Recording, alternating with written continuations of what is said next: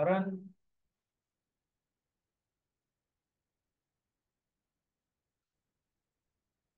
करण मेरे को सुन पा रहा है?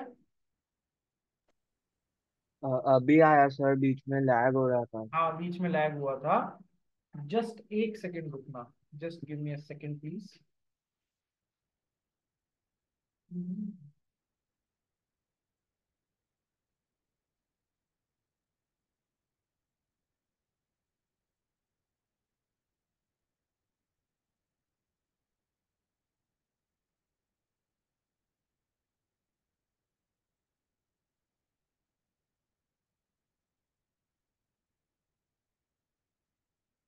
M I audible now?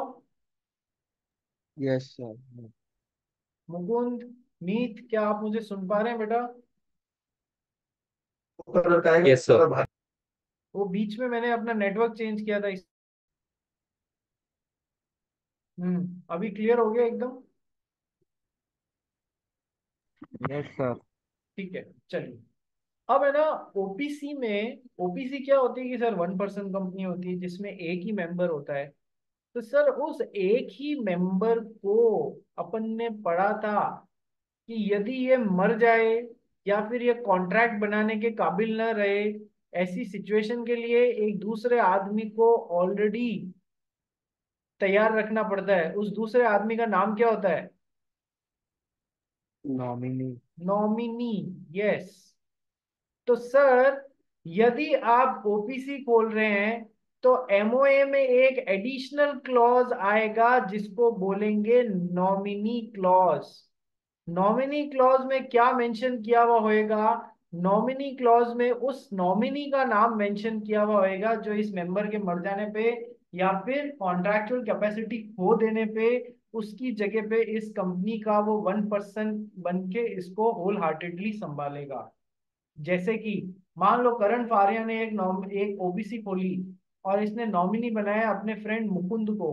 क्या ऐसे ही नॉमिनी बना देगा क्या, या पहले मुकुंद से परमिशन लेगा? मुकुंद बनता है क्या नॉमिनी? मुकुंद से परमिशन लेनी कंपलसरी रहेगी, ठीक है। मान लो करण को कुछ हो जाता है तो मुकुंद यहाँ पर आकर और यहाँ पर आकर मतलब उस ओपीसी को संभालेगा। यहाँ पर नॉमिनी क्लॉज में तो उसका नाम पहले से है। ठीक है सर, ओके। क्या, अब एक बहुत जरूरी बात पूछ रहा हूं जो कि मैं आपको ऑलरेडी पढ़ा चुका हूं। यदि ओपीसी के केस में ये जो अपना नॉमिनी क्लॉज है उसमें मुकुंद का नाम दिया हुआ है, उसमें यदि मुकुंद का नाम दिया हुआ है, ठीक है। मुकुंद भाई एग्जाम्पल चल रहा है और मुकुंद इधर उधर भाग रहा है, क्या मुकुंद है? कृष्ण कन्हैया, मुकुंद का मतलब यही होता है। हम्म। ठीक है। तो मुकुंद जी का नाम दिया हुआ है, करण की हो जाती है उससे फाइटिंग कि मुकुंद तू बहुत इधर उधर भागता है, तू पता नहीं मेरे जाने के बाद में इस कंपनी का ध्यान रख पाएगा या नहीं, हट जा यहाँ से, दूर हो जा मेरी नजरों से। अब से तू मेरा दोस्त नहीं रहा। मैं तो नेथन को अपॉइंट करूंगा। नेथन भी परमिशन दे देता है, हाँ ठीक है, मैं बन जाऊंगा यार, हटाओ मुकुंद को हटाओ। ठीक है सर। तो नेथन को यहाँ पर मुकुंद का नाम हटा के नेथन का नाम डालना है, इस मेमोरेंडम ऑफ एसोसिएशन के नॉमिनी क्लॉज में चेंज हो रहा है। तो क्या इसके लिए इसको एमओए का अमेंडमेंट माना जाएगा या नहीं माना जाएगा? क्या पढ़ा था अपन ने वहां पर?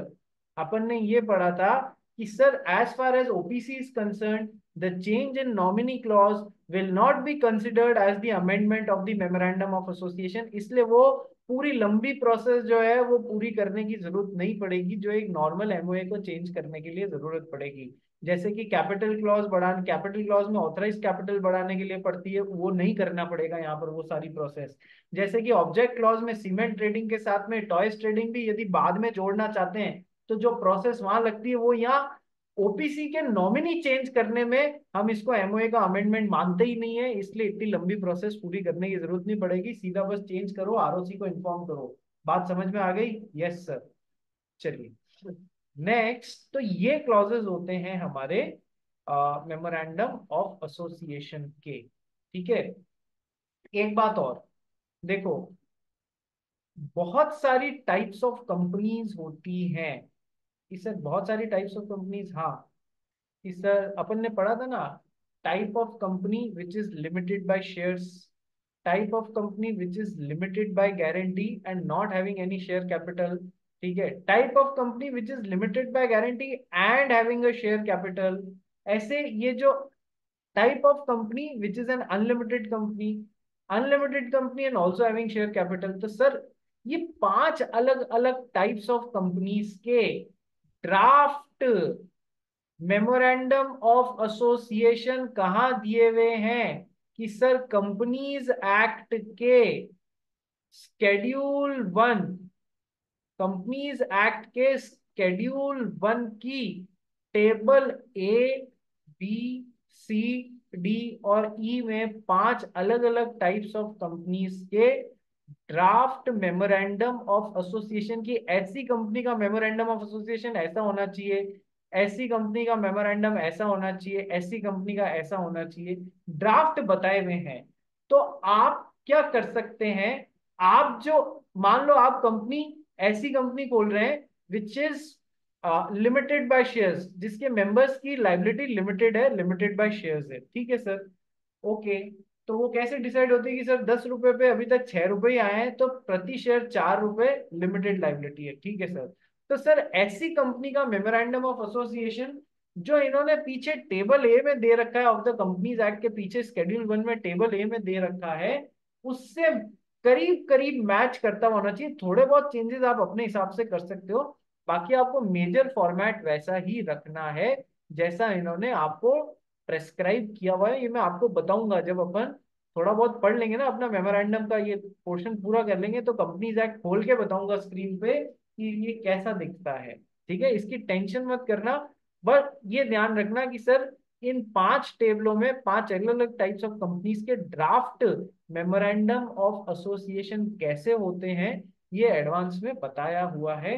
आप जैसी भी टाइप ऑफ कंपनी खोल रहे हो उस ड्राफ्ट के आसपास ही आपको अपना मेमोरेंडम ऑफ एसोसिएशन को रखना है। These are the model forms कि भाई कैसा होना चाहिए, वो इन्होंने पहले से बताया हुआ है, ठीक है भाई। ये जो क्लास है मेमोरेंडम ऑफ एसोसिएशन का जो टॉपिक है, ये काफी टाइम से नहीं आया है और एग्जाम में आने लायक क्वेश्चन होता है, तो जरूरी पोर्शन है, समझ लो इसकी इंपॉर्टेंस बहुत ज्यादा है, ठीक है। एक बात और बताना चाह रहा था कि सर मेमोरेंडम ऑफ एसोसिएशन और आर्टिकल ऑफ एसोसिएशन में डिफरेंस क्या होता है, ठीक है। मेमोरेंडम में क्या क्या है, अपन ने छह सात चीजें अभी पढ़ी कि सर नाम क्या है कंपनी का, कंपनी का रजिस्टर्ड ऑफिस किस स्टेट में, कंपनी की कैपिटल कितनी है, ऑथराइज्ड कैपिटल, कंपनी का सब्सक्राइबर्स कौन है, कंपनी के मेंबर्स की लाइबिलिटी कैसी है, ठीक है। तो name clause, registered office clause, capital clause, subscription या association clause, liability clause, object clause, company क्या क्या काम कर सकती है, one of the most important clauses. तो ये जानने की ये जो डिटेल्स हैं, ये मैं जो बात बता रहा हूँ बहुत इंपॉर्टेंट है, ये डिटेल्स जानने की जरूरत किसको पड़ती है कि सर आउटसाइडर को, कोई थर्ड पार्टी, मिस्टर एक्स यदि कंपनी से डील करने के लिए आ रहा है, तो क्या उसको ये जानने की जरूरत नहीं है कंपनी क्या नाम क्या है, कंपनी क्या क्या ऑब्जेक्टिव्स, क्या क्या काम करने के लिए बनी है, कंपनी का रजिस्टर्ड ऑफिस कहाँ है, मैं कंपनी को 10 करोड़ रुपए का ऑर्डर देने के लिए सोच रहा हूँ, क्या कंपनी की ऑथराइज्ड कैपिटल इतनी है भी कि उस 10 करोड़ रुपए के ऑर्डर को पूरा कर सके। यदि ऑथराइज्ड कैपिटल ही 10 लाख रुपए की है तो मेरा 10 करोड़ रुपए का ऑर्डर पूरा कैसे करेगी, बात आई समझ में। वो तोलने के लिए काम लेता है कि मेमोरेंडम ऑफ एसोसिएशन पढ़ के जाना चाहिए उसको कि इस कंपनी का एमओए क्या है, मेरे हिसाब से सेट है या नहीं। मान लो इसको आर्म्स एंड एम्यूनिशन गन्स बनानी है, तो क्या इसको ऐसी कंपनी के पास में जाना चाहिए क्या जिसके ऑब्जेक्ट क्लॉज में सीमेंट ट्रेडिंग लिखी हुई हो, नहीं, वो काम कर ही नहीं सकती है गन्स बनाने का, ठीक है। तो सर पॉइंट क्या है कि memorandum of association outside world से डील करने के लिए काम आता है, कि बाहरी व्यक्ति को जब जानना हो कि कंपनी क्या क्या काम कर सकती है, interaction with outside world, memorandum of association.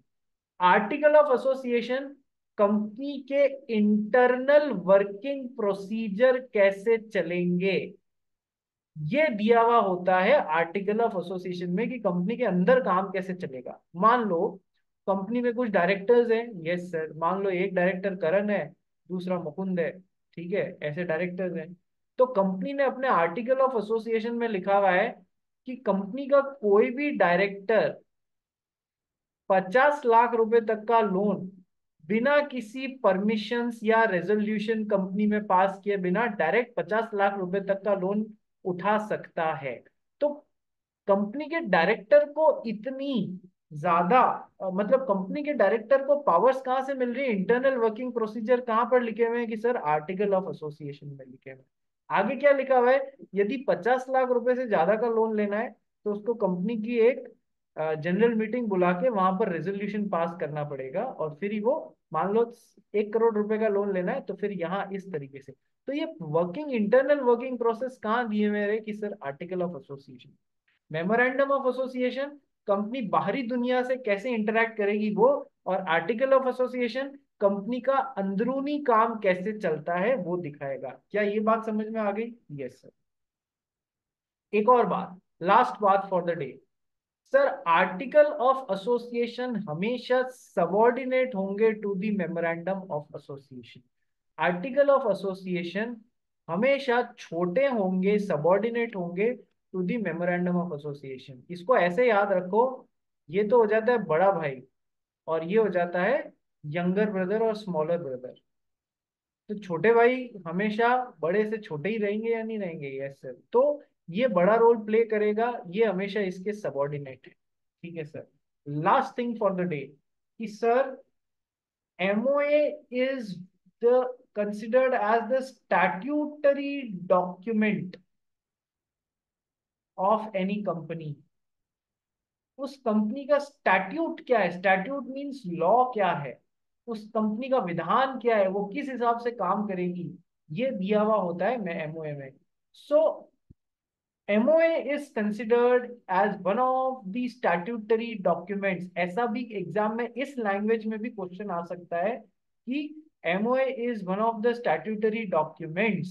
Comment आपको बोलना है हाँ ये बात बिल्कुल सही है, इसमें कंपनी कैसे चलेगी उसका खुद का नियम और कानून दिया हुआ होता है, उसके बाहर कंपनी नहीं जा सकती है। बात समझ में आ गई? ऐसा करे तो हाँ में करके आंसर देना है अपने को। चलिए आज के लिए इतना बहुत है। कल मैं आपको बेसिक समझा दिया है MOA क्या क्या होता है, कैसे कैसे 7 क्लॉजेज होते हैं, 6 क्लॉजेज होते हैं। कल इसको पढ़ना चालू करेंगे और अपने कंसेप्ट क्लियर करना चालू करेंगे। नेतन कोई डाउट तो नहीं है बेटा?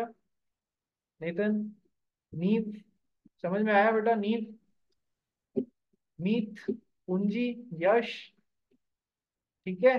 चलिए कल मिलते हैं फिर।